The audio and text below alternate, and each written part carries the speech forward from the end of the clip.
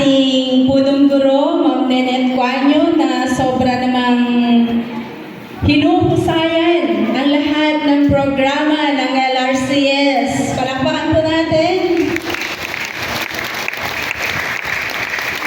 At syempre, ang kanyang mga master teachers na sobra naman ang pag-alalay sa ating punong guro. Palakpakan din natin sila. Ang inyong mga teachers na patuloy na humuhubog ng inyong kahusayan at talento, syempre, bigyan natin ng masigabong palakpakan. Ang inyong mga magulang, sapagkat kung wala sila na patuloy na nagmamahal at umaalalay, wala kayo ngayon dyan. Palakpakan ang ating mga mahal na magulang. Ang ating mga SPTA na patuloy ang suporta sa ating paaralan, palakpakan din natin.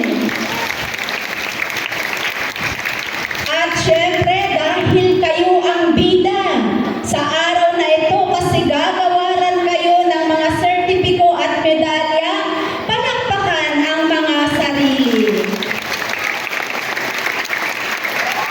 Ayan.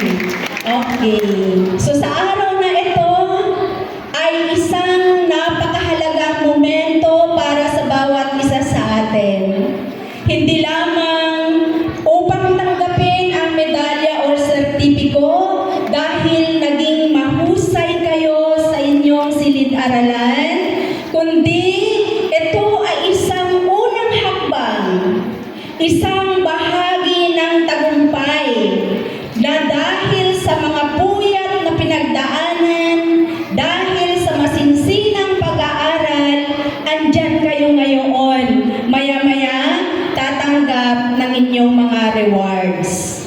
Alalahanin ninyo mga bata na inyong tatanggapin ay hindi lamang dahil kayo ay naging mahusay, hindi lamang dahil kayo ay sobrang talented, pero dahil iyan sa iisang pinagmulan.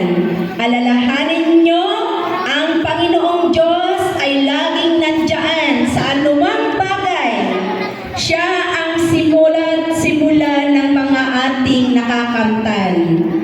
Mula sa inyong magulang, inyo silang pasalamatan dahil sa patuloy na pagkalinga at pagsuporta sa inyo mga bata. Bigyan natin ng sukli ang lahat ng pagpapalang binibigay ng Panginoon sa atin. Ano ang dapat ninyong gawin? Maging mabuti, maging honest, maging magalang, at maging masunurin sa mga guro, sa mga magulang. Okay ba yun? Parang hindi ko narinig. Ayan. So, kailangan maging mabuting tao tayo para mas marami pang biyaya ang inyong makakamtan. Okay? Alright. Okay. Sa ating mga magulang, maraming salamat sa patuloy na pagsuporta sa LRCS, lalong-lalo na sa ating mga anak.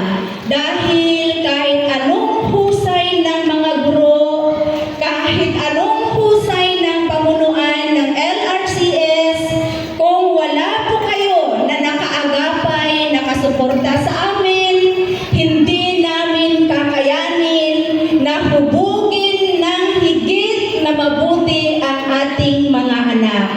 Patuloy